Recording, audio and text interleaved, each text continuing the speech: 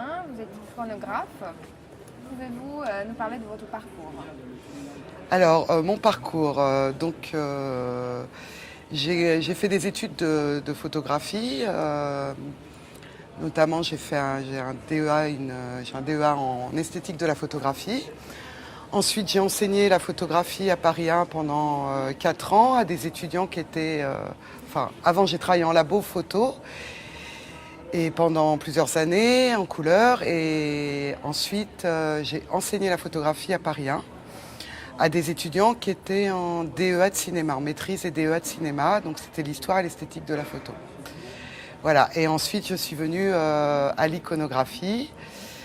Et je suis freelance, je travaille dans la presse et dans l'édition. Je suis aussi également commissaire d'exposition, je monte des expositions. J'ai monté une revue photo l'année dernière sur laquelle j'ai arrêté de travailler. Et puis voilà, je fais pas mal de choses et j'enseigne également aussi. Voilà. Cette année, vous faites partie de l'ANI. Pourquoi avez-vous rejoint l'association? Alors, je l'ai rejoint à l'époque où j'ai décidé de devenir iconographe. J'avais besoin d'être en contact avec la profession et je me suis impliquée dans cette association. Je m'occupe notamment de la commission exposition et du prix Annie Pix Palace, parce on fonctionne par commission pour défendre le métier. Et j'ai rejoint l'ANI parce que les questionnements autour de notre métier m'intéressaient. Voilà. D'accord. Donc cette année, vous avez un coup de cœur. Oui. Pouvez-vous nous en dire plus? Alors, mon coup de cœur, c'est le travail d'Alexa Brunet qui s'appelle Dystopsie, si j'ai bien prononcé, et qui est un travail très intéressant parce que c'est un angle différent de photojournalisme.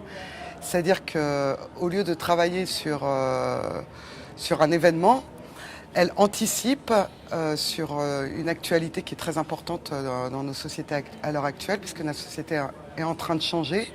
Elle travaille sur l'agriculture en France et quelle sera l'agriculture en France demain. Donc son propos, c'est d'utiliser des mises en scène, de fabriquer des mises en scène. Elle travaille en collaboration avec un journaliste qui connaît très bien le domaine sur la question de l'agriculture, et elle fait des mises en scène sur le futur de l'agriculture en France. Donc par exemple, on aura une image sur le bétail et l'industrialisation du bétail. On aura des images sur la mondialisation de l'agriculture, sur les problèmes d'espaces agricoles qui se réduisent de jour en jour. Toutes les questions qui se posent à l'heure actuelle dans notre société face à l'agriculture, elle les transforme en mise en scène. Voilà. Et ça, je trouve que c'est très intéressant. C'est une manière de voir autrement le monde. Et puis c'est une manière aussi de se poser la question sur comment ça va se passer dans le futur avec ce qu'on est en train de faire à l'heure actuelle à notre monde. Et vous me disiez, son editing était parfait.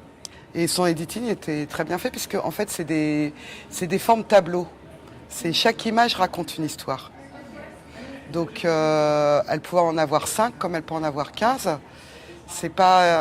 Alors, en même temps, dans sa série, il lui manque encore quelques images, puisqu'elle aborde à chaque fois une partie des questions de l'agriculture en France. Et là, elle n'a pas complètement terminé.